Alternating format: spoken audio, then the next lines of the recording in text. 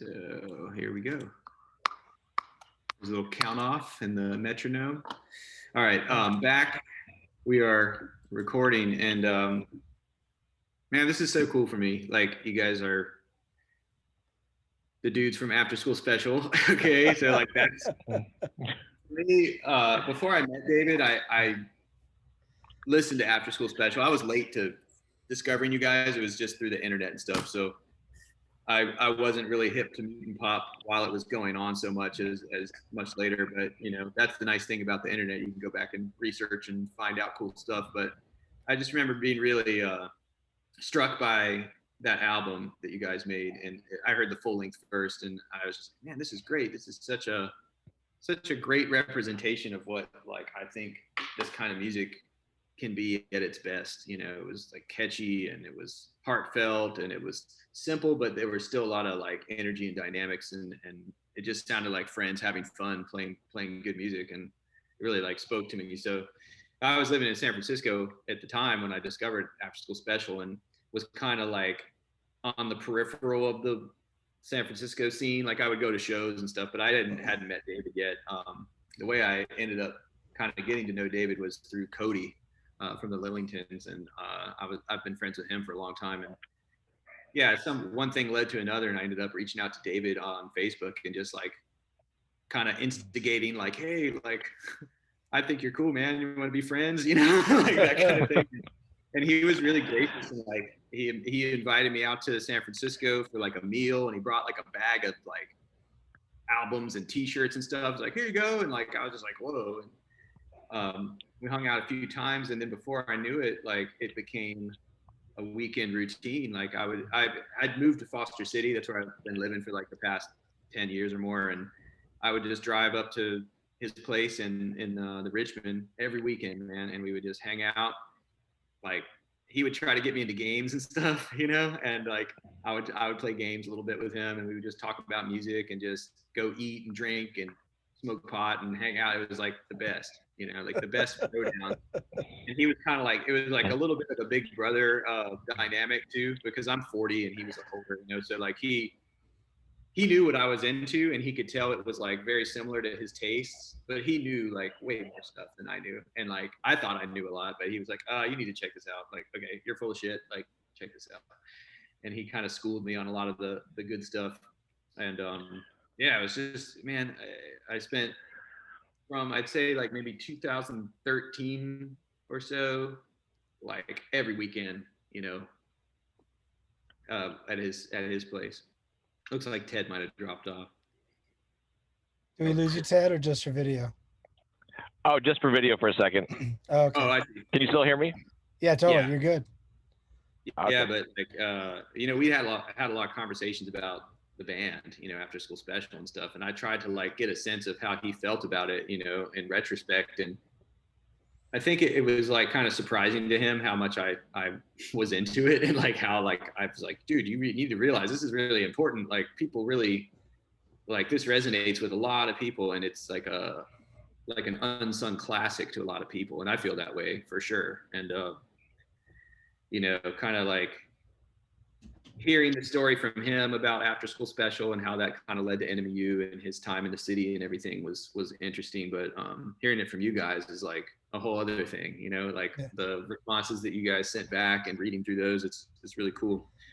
So, I mean, the chat, like, I don't really have any super specific goals other than just like connecting with you guys and trying to make clear like how much it means to me that you guys are available in this way. And also, like, you know, David was a very close friend to me, even though I didn't know him like, you know, maybe a 20th of the amount of time that you guys have known him, but still like someone who was very dear to me and someone who I consider a very special person, a very special talent, and a songwriter who was super inspiring to me. So yeah, that's my I super appreciate that. I'd be curious to hear how much our versions of the story kind of matched up, or if there was stuff that jumped out that like, wait, what? Yeah. Well, he was always really super self-deprecating about the whole thing. He was like, yeah, it's yeah. And like, he kind of wanted to dismiss my questions about it and stuff. But eventually he kind of warmed up to it and realized like, oh yeah, he's like Dustin's pretty serious about this. So he kind of like indulged me a little bit more gradually.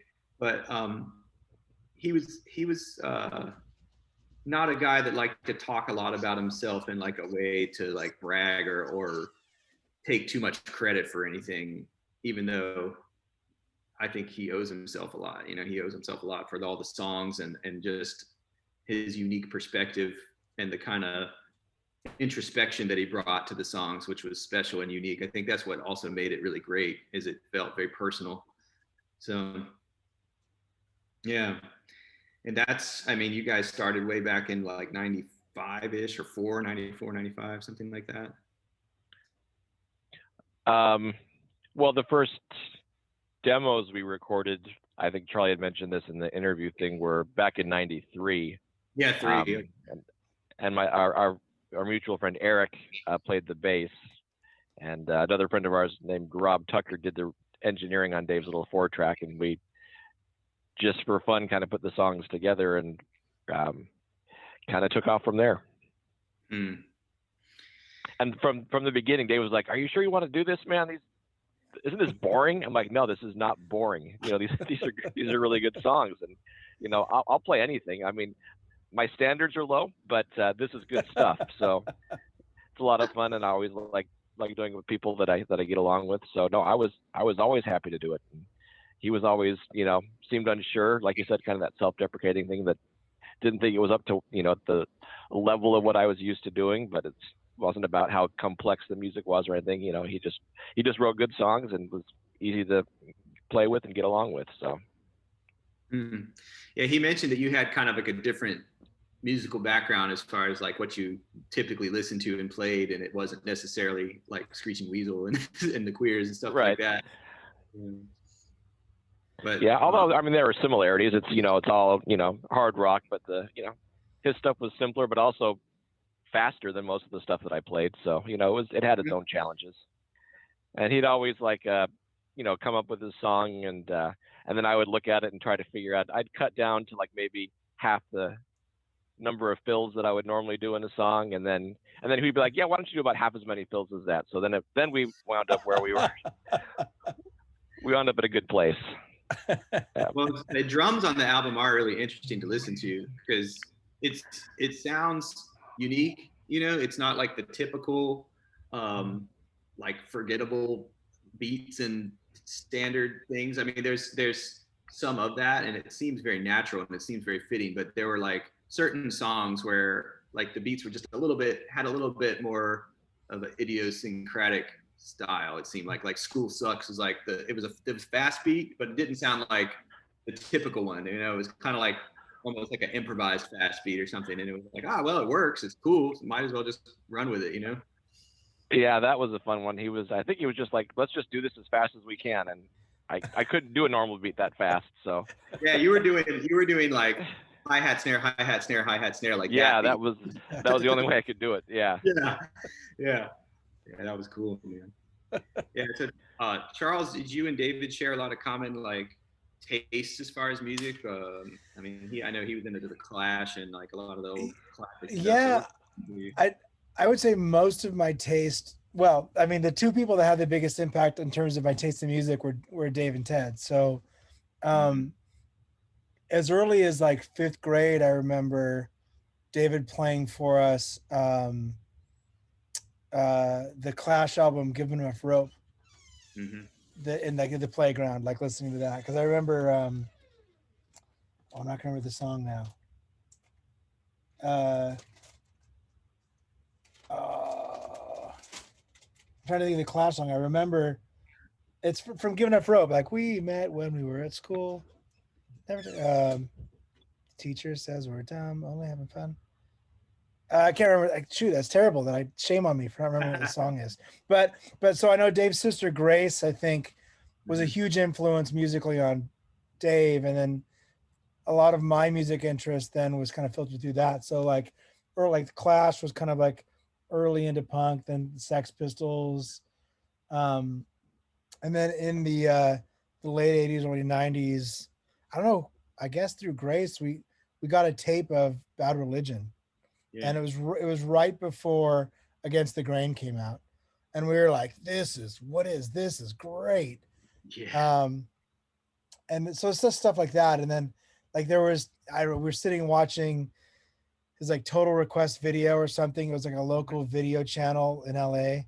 And this guy like Mike Ness was getting interviewed. He's like, yeah, just kind of got out of prison and released this album and all this stuff.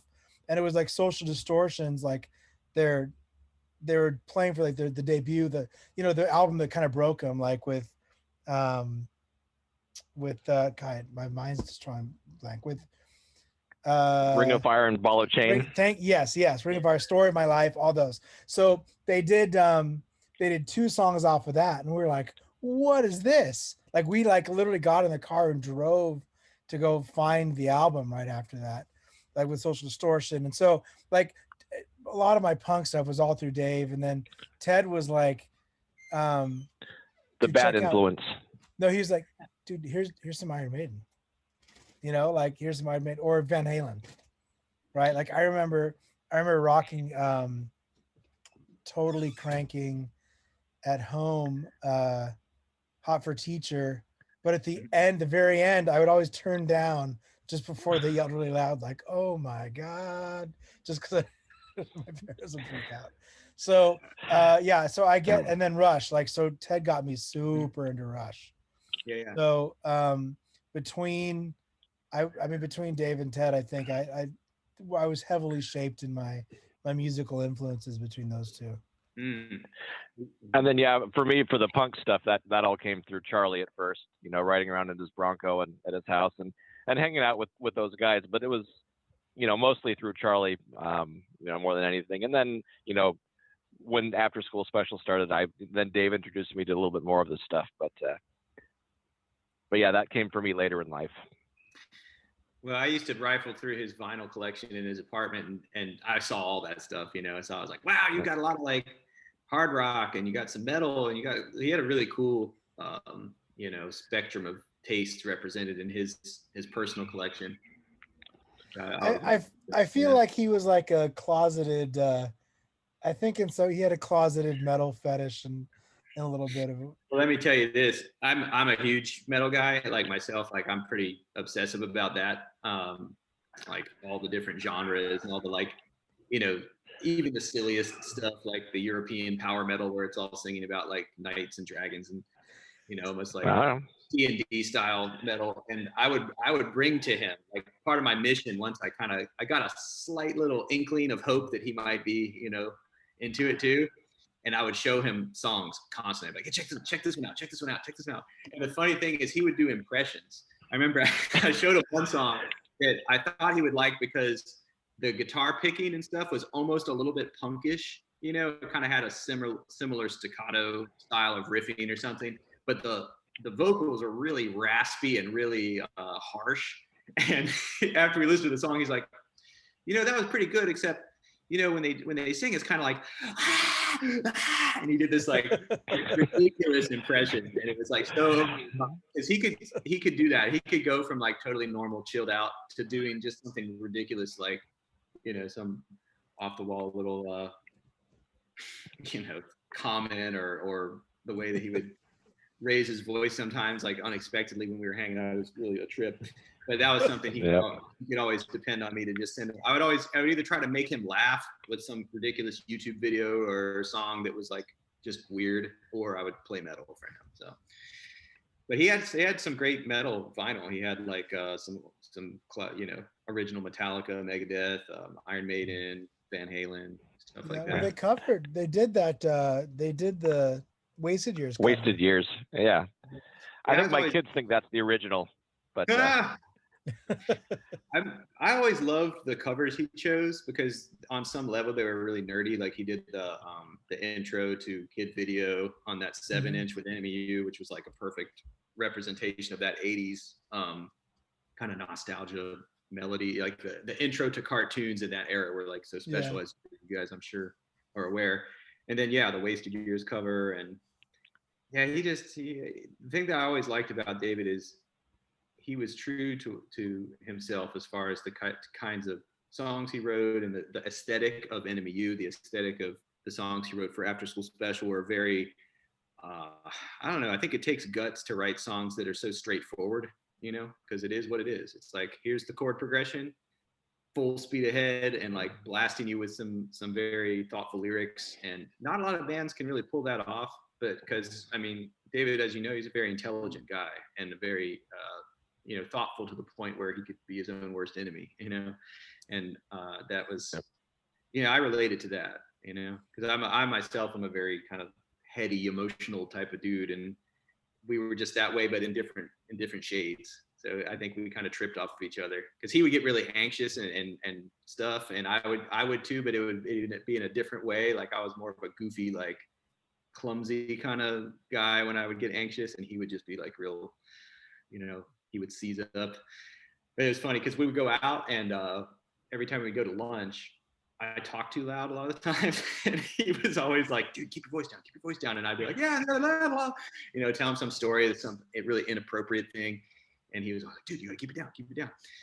And I always wondered, like, when you guys hung out with him at his house, did you feel like having the three sisters contributed to certain like parts of his personality? Like he was super considerate, super thoughtful, and always really aware of like how he came across, and not wanting to like be a dick, basically. He didn't want other people to feel put out by his behavior in any way.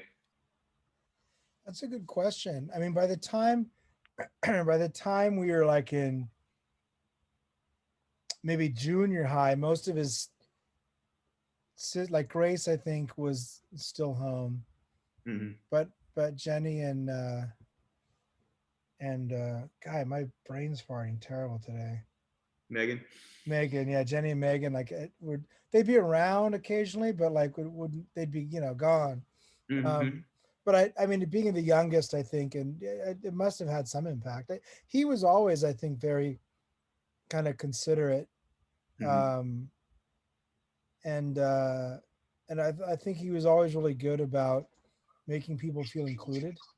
Yeah, oh yeah, for sure. Which was something, it was cool. I think like a really cool thing about him. He's Yeah, my little brother once said, you got little brothers, they get teased a lot. And he's like, David's the only friend of yours that ever listened to me when I talked. Wow. I'm like, well, how about that? And then I felt kind of bad, but still, but not really, because he was my brother, so it was okay. Right. Yeah.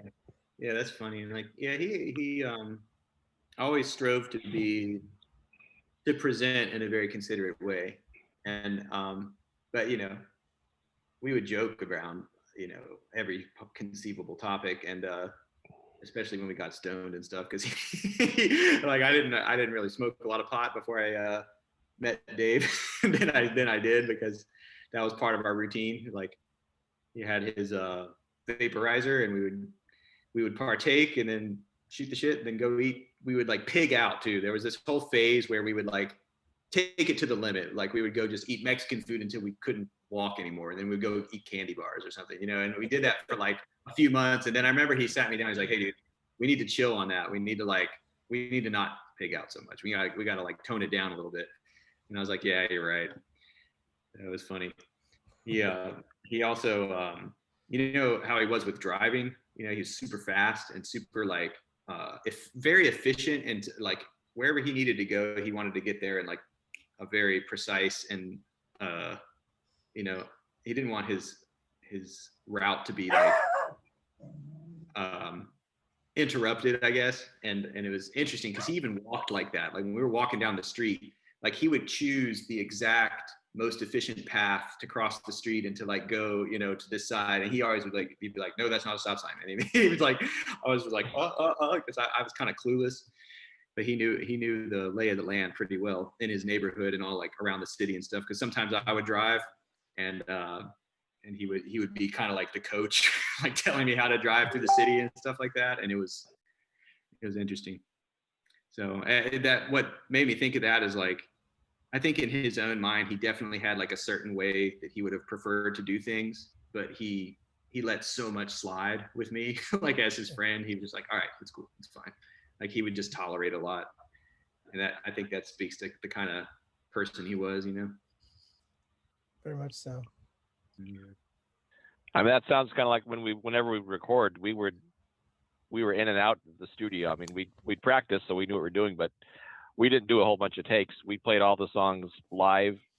You know, most of them I think we got in 1 or 2 takes, and we just move on. He laid down his solos, you know, second parts, vocals, background vocals, and it was efficient to say the least.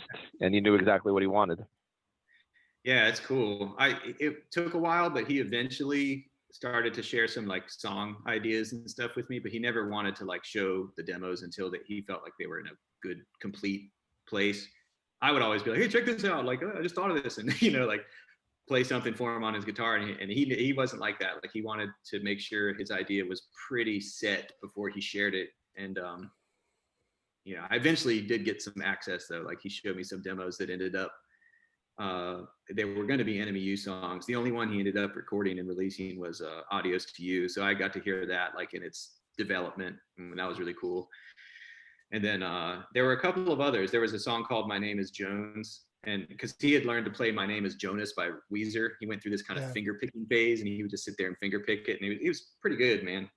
But then he came up with a song, like a punk song called My Name is Jones, and I think they may have even recorded it, but it never got released or anything. So that was really special to me to be able to like I was really interested in how he wrote songs and was wondering if it was similar to like how I would write a song. And it does turn out like he and I had certain things like kind of similarities, but he was I think much more of a craftsman, and he was very conscientious about like lyrics. And he used to tell me like, you need to realize that lyrics are important.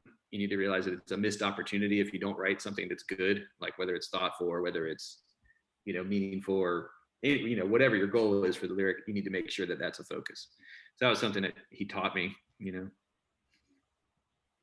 That's super cool. I got I have like the his box of all the after school special stuff that it has like a lot of like all of his lyric notes and everything are all in there, which was kind of fun and a little emotional to go through and see all that stuff.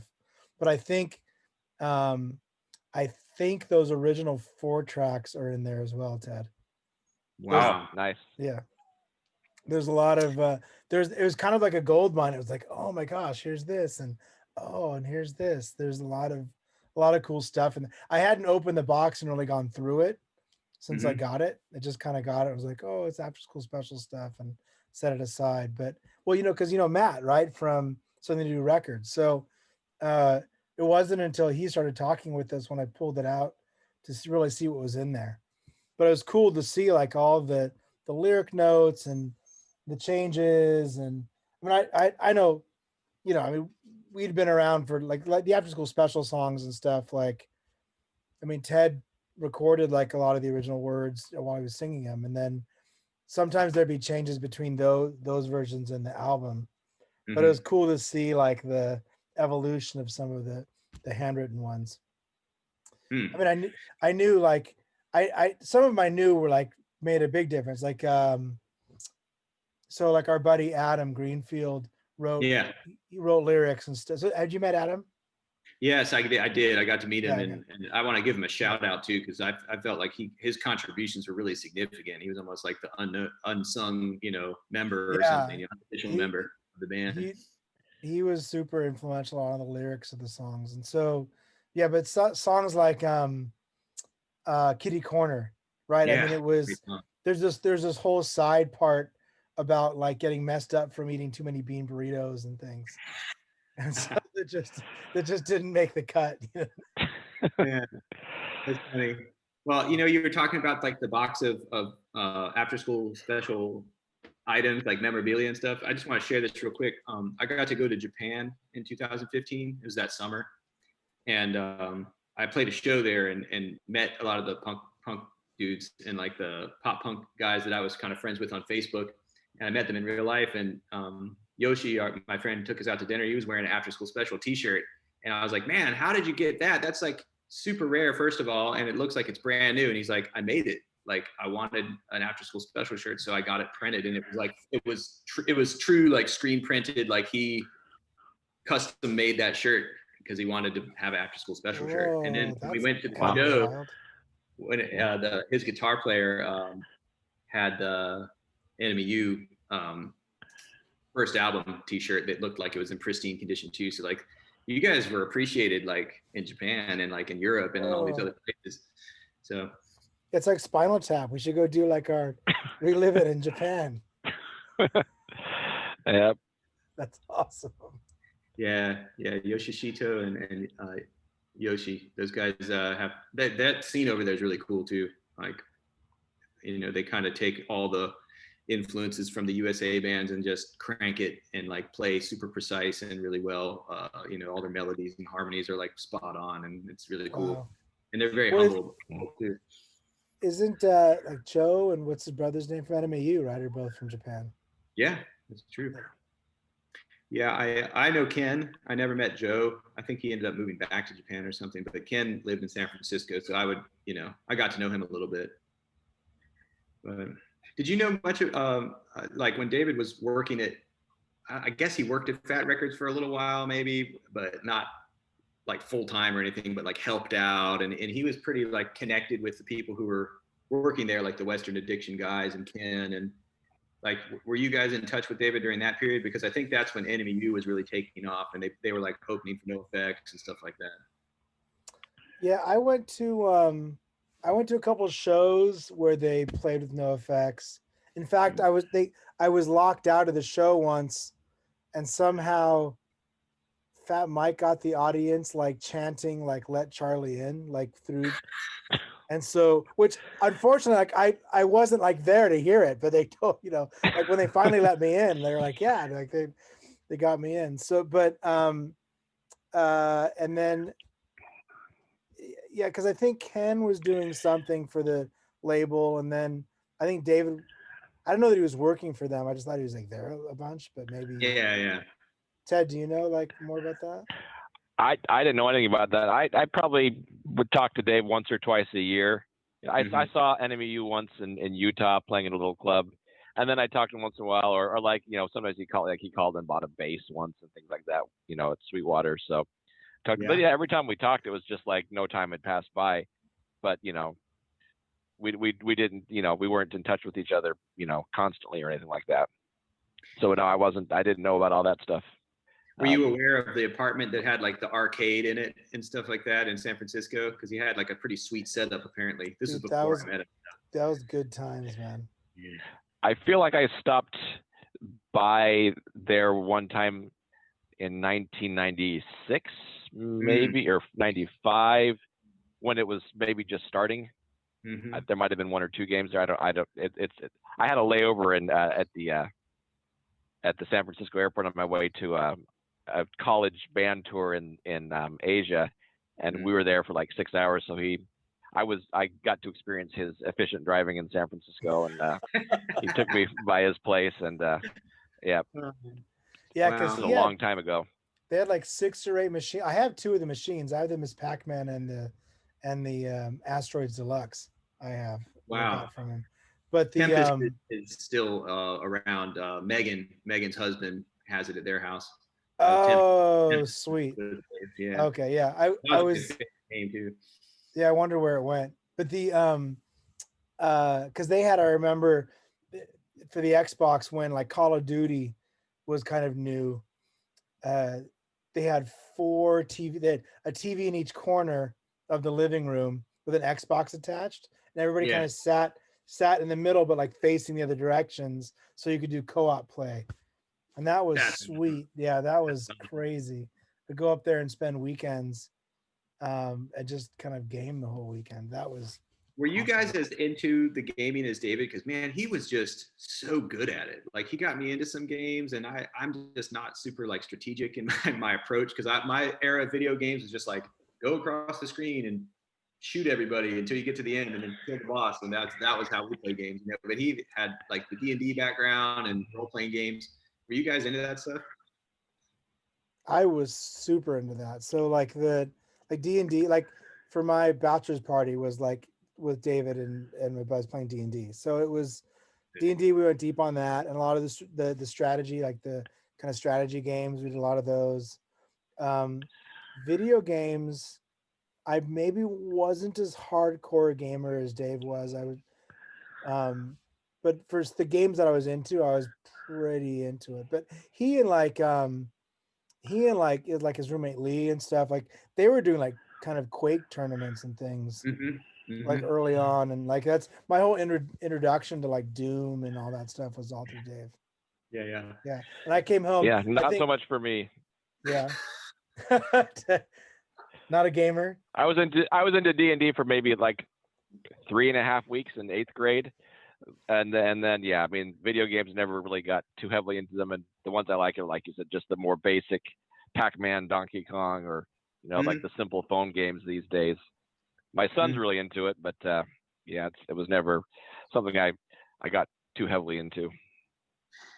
Well, I noticed he was just as precise with his gaming approach and strategies as anything else. And like when he would get me into games, he would try to train me up to a certain point. But one of the ways like my personality was different from his is I would just kind of be like, oh, fuck it, I'll just try whatever. And like try these insane things that could never possibly work. And then he would get a little frustrated with me. There was this game we would play called Agricola. It was a 16th century farm app where you would like plant crops, and like the goal of the game was to have like a flourishing little town where you could like have animals and crops, and you had to harvest at the right time, and it was interactive. So he would send me notifications like, it's your turn, it's your turn, it's your turn. And he would always have like these farms that were like incredible. I don't know how he got all the resources to do it, and he would like beat the high score that and you could see the communities of players, and he would always have like the top score and stuff. And meanwhile I'm trying to build this giant fence and there's no crops. He's like, what are you doing?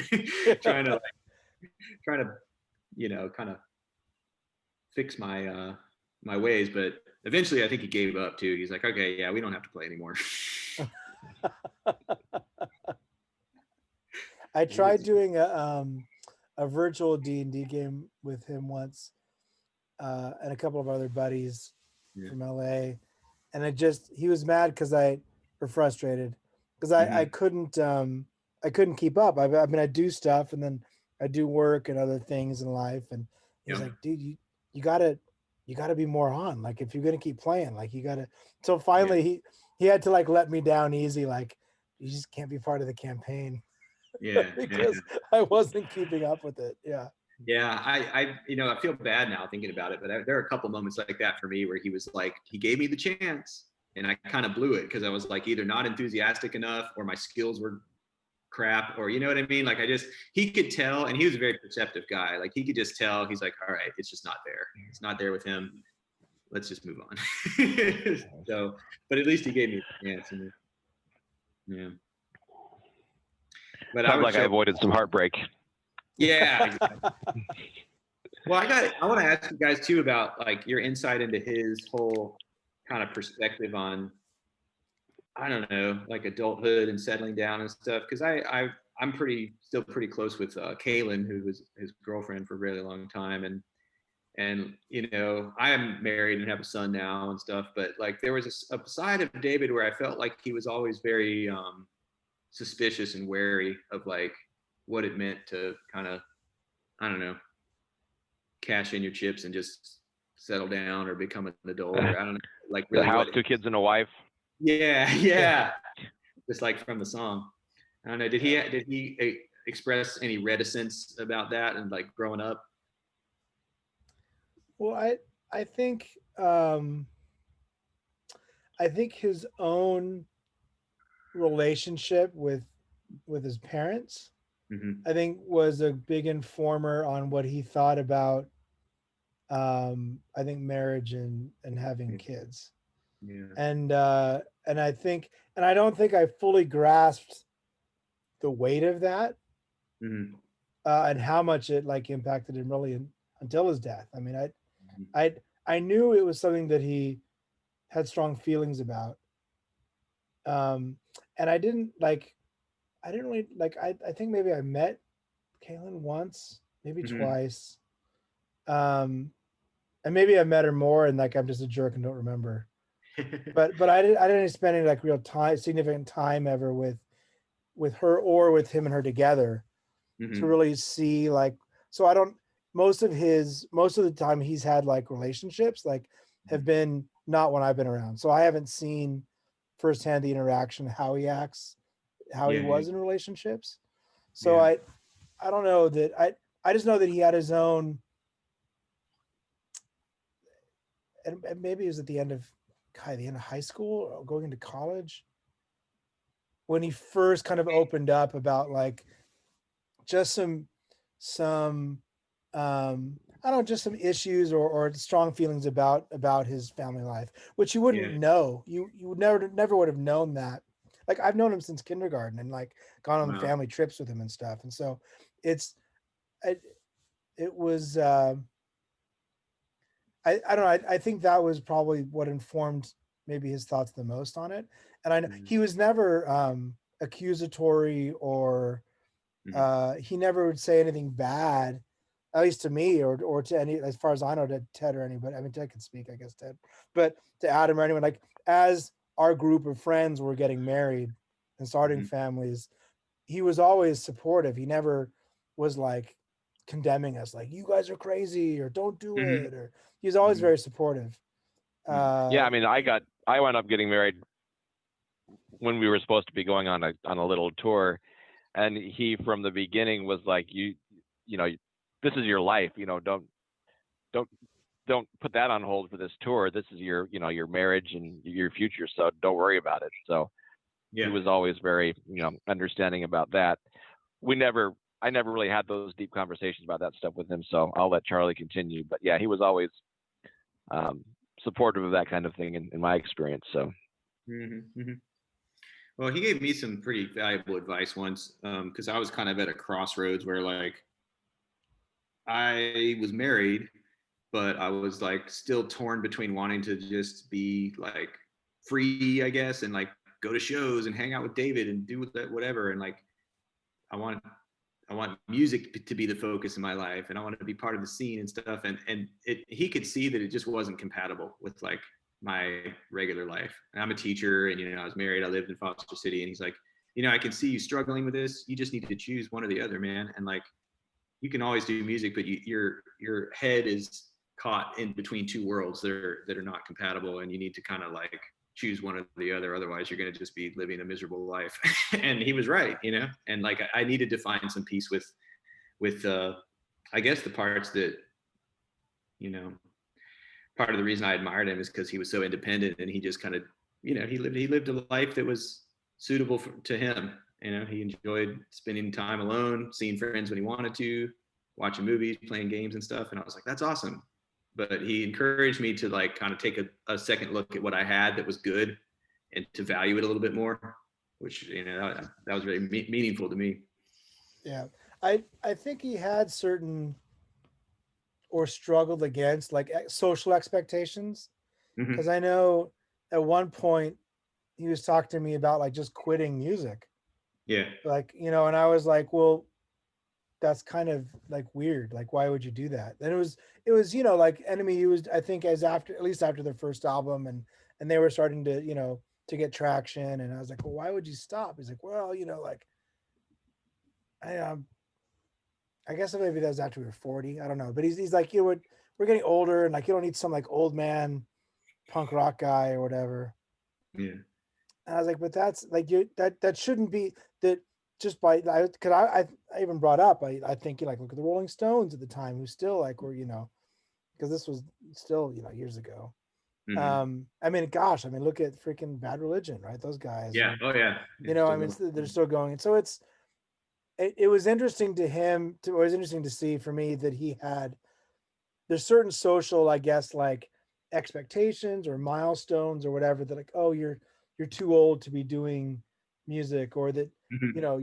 you're expected to be getting married and having a family, whatever. And I think in some ways, I think he felt kind of um pressured by those and didn't want to be confined by those. But in other ways, kind of, he oddly, I think, they were shaping his, his decisions about himself. So Yeah.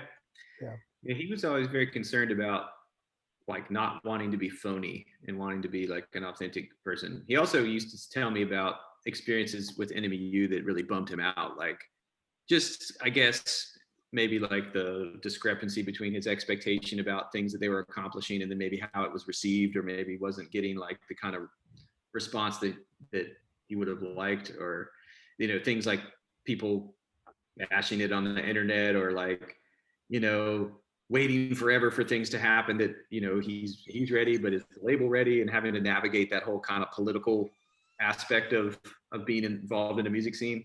I think he kind of had a distaste for all of that, understandably. But another thing he told me once is that you reach a certain level and you're satisfied for like a second or two, and then you want something more, because he was saying like, yeah, like we played with NoFX and we were on a roll and it was great, but it's like you always kind of want to go to that next level. And he kind of realized that was an unsustainable, unachievable form of happiness.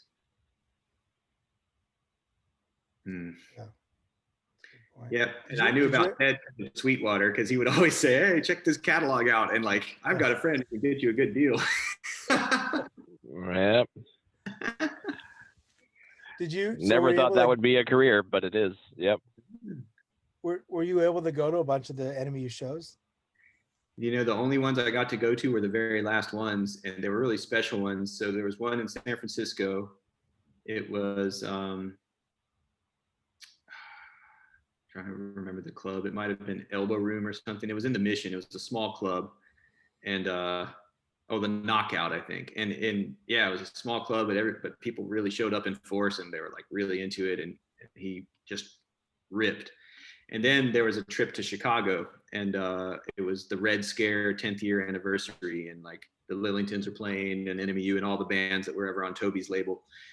And he went and played those shows too, but the problem is he got sick on the way, and he was like playing, wasn't at full force. But that was like probably one of the best times of my life, being in Chicago with him and seeing. That was the last NMU show, and the last one was actually a secret show in Chicago. It was the first time that I ever played as Grim Deeds. It was like the very first real thing, and it was like Cody and some other guys' friends just backing me up. It was kind of like just thrown together at the last minute. But NMU played, the Lillingtons played, and it was like in a small club, and everybody was just having a blast. So those memories. There's some photos of that you can find on Facebook where everybody just has smiles ear to ear, and it was great experience. And yeah, it was one of the, it was near the end for sure. And that was like, when he passed away, that was pretty, I hadn't really experienced a loss like that before. And I'm sure for you guys, it was very significant too. But yeah, it's like, when I think of him now, it's like almost like a haunting, but in a good way, because I want to think about him and I want to have dreams where he appears and stuff. But there's that dull pain in my chest whenever I think about him too. Yeah, for sure. I had a dream semi-recently, like in the last couple of months, about it was super vivid, like on the beach by the Santa Monica Pier, and he was there, and I like didn't want to speak, like, dude, but you're gone, but you're here, and he was kind of like, yeah, it's cool, just let's not talk about it. Like, okay, yeah, man. What a trip. Yeah, it kind of makes everything going on now with the re-release stuff a little bittersweet that he's not here. And I have nothing but good memories with him, but obviously what happened at the end has a weight of its own, and certain lyrics you hear now, you look at it a little differently. Oh yeah. For sure. Which is rough, but yeah. Yeah, when I think back to those days, especially in that final year, I mean, he and I would talk about everything, and I would always confide in him about stuff, like my emotional problems or whatever, and he would listen and he would give advice, but he always kind of protected me from whatever he was dealing with. Like I knew he went to see someone like a therapist, and he had kind of like his own way of dealing with his troubles in life, but I don't think I ever really was aware of how deep it was and how much he was defined by it until after the fact, when I went back and listened with a second perspective on those lyrics. So yeah. I wonder if I think maybe with the exception of Adam, I don't know how many, maybe Morgan, I don't know if you met Morgan Barnard, like Yeah, I have. who knew on the level, like, because when you talk with Adam was just kind of like he expected it always to happen, just Yeah. not that soon. Hmm. And I maybe just being like a naive or an optimist was like, well, it's something that he's struggling with, but like it'll never happen, Hmm. And so I remember when Adam called me and I was like, oh no, like he called and left a message and I knew like before I called him back like what had happened. And Hmm. so it was I think it's you can say that, oh, there were signs all along the way, Hmm. and there were, but at the same time it's like on some level there's only so much that friends and family can do Oh yeah. aside from just putting them in a bubble, right? I mean, Yeah. Yeah. and it's ultimately he's going to make decisions for himself that impact literally his life and Hmm. the others Hmm. around him. So yeah, I mean it's all of his lyrics have way more weight now, comments and everything else. um and he yeah, it's rough. And Hmm. I hear you, like when you like it is the haunting is a kind of a good way to say it. Yeah. Hmm.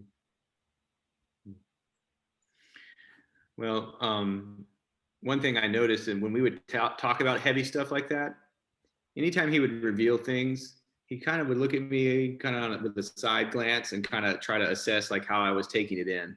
And I think it was interesting because what I took it as is he was selectively, vulnerable with me.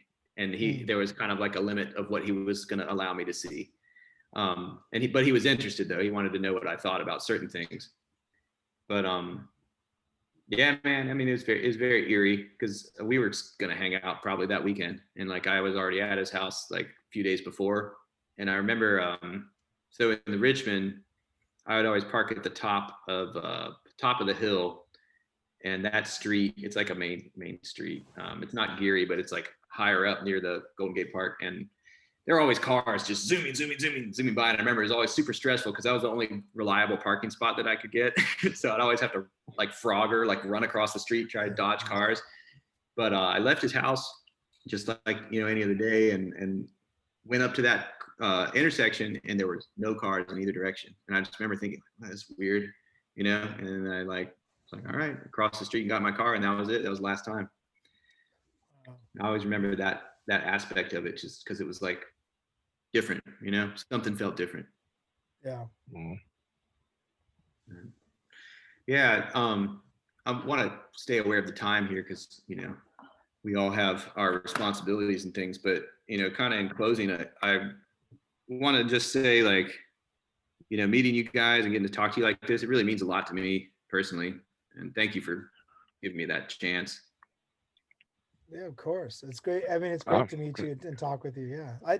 I'm cool to chat whenever. Like Yeah. like especially with Zoom, now that our lives are all this way, it's easy just to jump on and do like a little chatty time. So Yeah, I mean, man.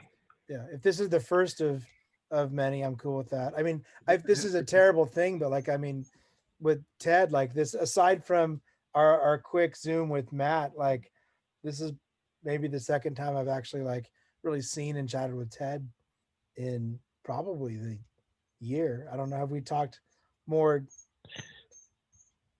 I'm trying to think. Yeah, I mean, more often than not, we just talk when you're ordering equipment for the school. Yeah, right. Nothing wrong with that, but Yeah.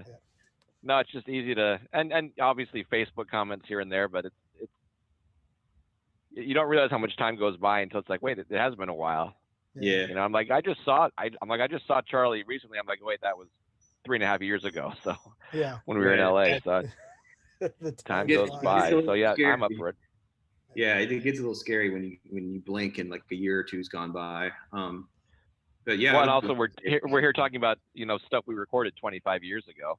Oh yeah. That's weird. Yeah. And to that point, I want you guys to know that like what you guys did was very special and very influential and still holds up, you know, as an example of like a great pop punk album, All the 7 Inches too. And it was a unique time. And After School Special was just such an unpretentious, pure example of that style. Like, you know, I don't think there's going to be another band that can really, you know, top it in certain ways. And certainly it's influenced the way a lot of people write their songs too, like David's songwriting and kind of the permission giving that those albums achieved. It's like, hey, like maybe we could do this too, you know. It's almost like the Ramones effect, but in that more underground pop punk scene. So yeah, like those are great contributions to this whole. And you know, right now, 2020, there still is like a really passionate scene around this type of music, and it's kind of cool that we can all still, you know, give acknowledgement and invite you to be part of the conversation, you know. Oh, Yeah. I appreciate that in many ways. It's humbling and a little, I guess, awe-inspiring to hear that, to think that it has had that big of an influence on people, because I think certainly when we were just jamming in Ted's room, there was never the thought that like somebody somewhere outside of like our cars is going to hear this and like really, you know, make any life choices based on it. Yeah. Yeah, and you see like random comments from YouTube like, "Oh, this brings me back to high school," and I'm like, "What? Yeah. Yeah. You heard it?" Yeah. Well, yeah, But, check out yeah. some of the two comments, man. See where those people are posting from. It might surprise you. And now Yeah. a lot of the more obscure stuff is up too. Like I always loved the Existentialist Blues albums, really awesome, and you know, just everything. It's all great. So How do you know Matt from the from the Scooby label, Doo records? Yeah. yeah, I mean, he had been releasing cool albums, and I just kind of noticed him through Facebook, and one thing led to another, and we connected and kind of collaborated on some stuff together. And you know, he's obviously got good taste, and like the way that the way that he approaches his label is super old school, like super like high quality results, and he's very patient and he takes his time, and I know that like what he's doing for you guys is going to end up being really cool. Yeah, So I just Yeah, got we've seen like the preliminary artwork. It's pretty yeah. impressive. ooh, the Yeah. art's awesome. I'm excited for the artwork. And I just got from him what I think might be a copy of one of the test pressings or something that Oh, okay. I just got it last night, and I haven't spun it up. So I Okay. have Yeah, to I hit him haven't. up, and I have to let him know that I got something, and then I feel bad too because I owe him a bunch of stuff. I promised him like, yeah, I'll send you like there are 7 inches he didn't have and stuff that I assume Okay. Dave hooked you up. I assume Dave hooked you up with all that stuff. Man, yeah, Yeah. David was very generous. Yeah. Yeah, for sure. I actually I have his Gibson, his blue SG. His family gave it to me. Nice. Yeah, so that's like Nice. a trick. Yeah, it's like I almost didn't want to take it, you know, because it's like too special. But Yeah. yeah, man. That's good. It's with someone that appreciates it. So Yeah. Yeah, For I sure. mean, That's dude, great. I don't know if I ever shared the song with you, but I wrote a song about David that Cody and I sang on it. Like Cody wrote a verse and I wrote a verse. It's called Dear David Jones. Yeah. No, I have it from Bandcamp.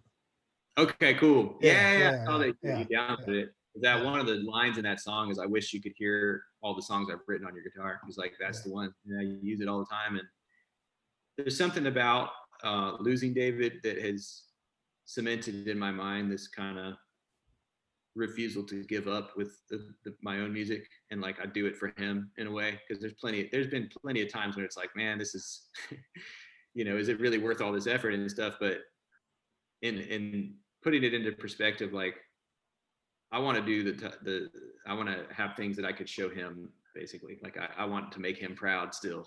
So that's why I kind of is an endless source of motivation for me. That's awesome. Yeah. That's super awesome. Well, you guys were very generous to give me this much of your evening. I really appreciate it. And I'll take a look at the recording, you know, and we'll talk, and I'll let you know like what are my ideas. Like I have a blog, maybe we can do something like post excerpts or parts of it on the blog for songwriting interviews, and then yeah, we'll have the recording. So it's for Very cool. posterity, if nothing else. And I'll send along my copy too if it helps as well. So okay. yeah. I have nothing to give. Well, But I would really- appreciate having a copy too if it's not too much trouble. Yeah, of course. Yeah, I just gotta let it sync Yeah. up to X or I'll just sync it to Dropbox and send it out as a link. cool. All right. And are you guys cool with me like releasing our conversation in some form, for people to check out? I'm cool with it. Okay. Yeah. Because I don't know. It's not the typical thing where I usually just talk about songs and albums and when's this coming out and what's your next thing gonna, you know what I mean? Like it's more of Yeah. a personal chat. So yeah, Yeah.